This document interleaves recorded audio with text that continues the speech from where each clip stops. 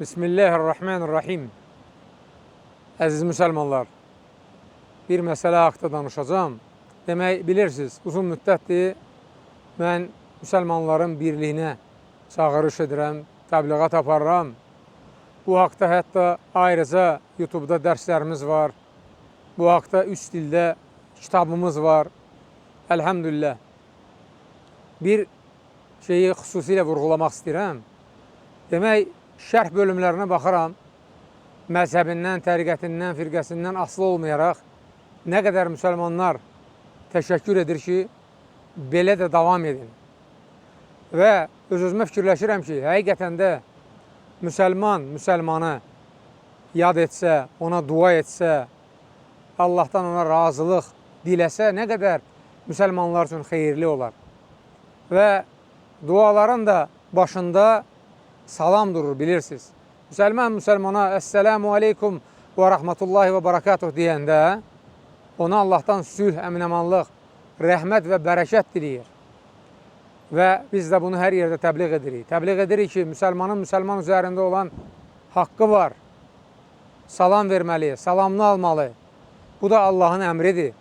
Allah Subhanahu Quran-ı Kərimdə əmr edir ki, sizə salam verildikdə onu olduğu kimi və ya daha gözəl tərzdə cavablandırın.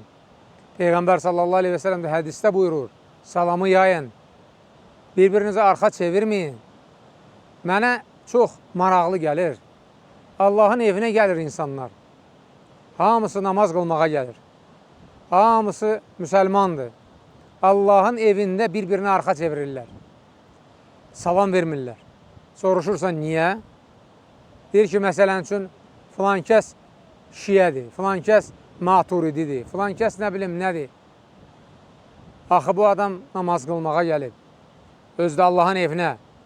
Sən bu adı ona qoşub, ondan salamı kəsirsən, yaxşı, sual verirəm.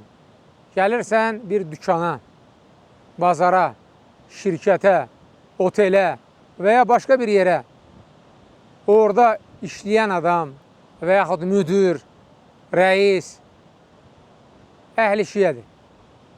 Sənə salam verir. Salamını almırsan, salamını alırsan axı. Həmin o əhli şiyə ilə məsciddəki arasında nə fərq var? Bax, bu sualıma bir cavab verin.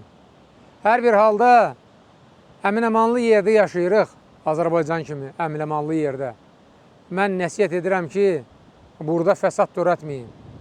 Salamı kəsmək böyük bir uçurumdur.